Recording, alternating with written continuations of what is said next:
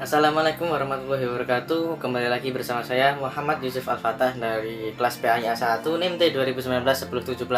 Nah, di sini kita akan membahas tentang masalah belajar, yaitu malas. Malas merupakan suatu masalah di dalam belajar yang mungkin sulit untuk dihilangkan. Karena apa? Banyak di antara kita, bukan kita sih, semuanya mungkin pernah mengalami hal tersebut. Waktu kita di dalam kelas, kita mendengarkan materi-materi yang disampaikan oleh Bapak dosen, Ibu dosen, baik Bapak Ibu guru. Mungkin sering kita mengalami bosan. Akhirnya apa? Kita tidur-tiduran, kita main HP, kita berbicara dengan sendirinya. Yang membuat kita itu tidak konsen pada proses belajar tersebut. Nah, di sini saya akan membahas bagaimana sih cara mengatasi malas menggunakan teori humanistik. Nah, sebelumnya kita harus tahu dulu humanistik itu apa. Humanistik itu suatu teori belajar yang menekankan pendekatan humanisme atau pendekatan persuasif. Secara etimologi, humanisme berasal dari bahasa Latin, yaitu humanitas yang artinya pendidikan manusia. Dan secara terminologi, humanisme adalah aliran filsafat yang menyatakan bahwa tujuan pokok yang dimilikinya adalah untuk keselamatan dan kesempurnaan manusia. Teori ini biasa digunakan dalam proses belajar mengajar, yang bertujuan untuk membangun kemampuan siswa agar siswa mengenali dirinya sendiri.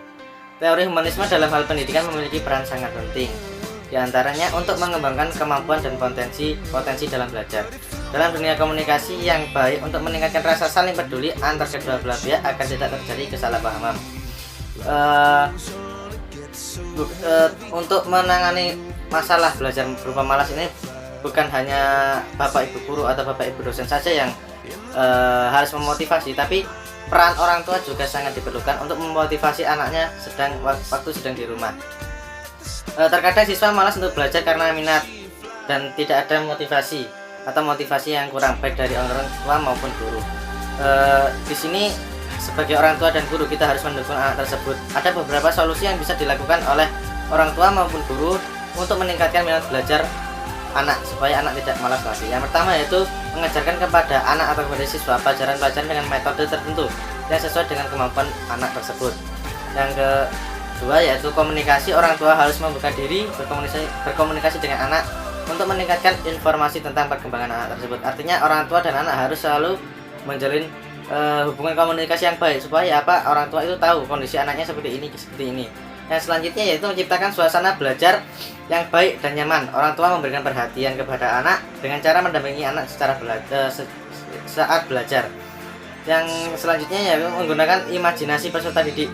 Di sini orang tua maupun guru membantu peserta didik untuk membayangkan apa yang dia inginkan untuk masa depan yang lebih baik dalam waktu panjang maupun jangka pendek.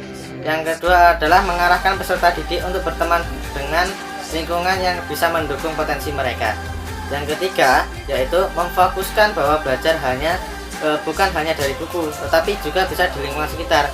Misalnya kita melakukan study tour, pergi kemana untuk mengidentifikasi atau menganalisis sesuatu yang ada di luar sana. Itu pun juga bisa disebut dengan belajar.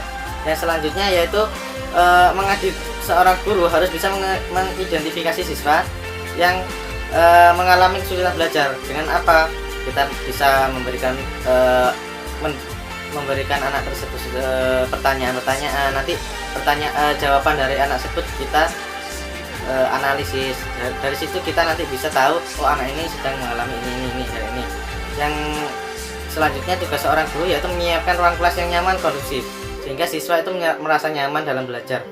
Yang selanjutnya yaitu guru mengajar harus melibatkan anak secara aktif, baik dalam diskusi maupun belajar kelompok, agar anak tidak mengalami bosan pada saat di kelas. Guru juga harus memiliki model mengajar yang bervariasi, tidak hanya berceramah. Kalau berceramah saja otomatis anak itu akan menjadi malas. Yang selanjutnya yaitu melakukan pendekatan pada siswa. Artinya pendekatan di sini kita harus sering berkomunikasi pada siswa dan mencari tahu apa penyebab masalah tersebut. Sekian dari saya, terima kasih. Wassalamualaikum warahmatullahi wabarakatuh.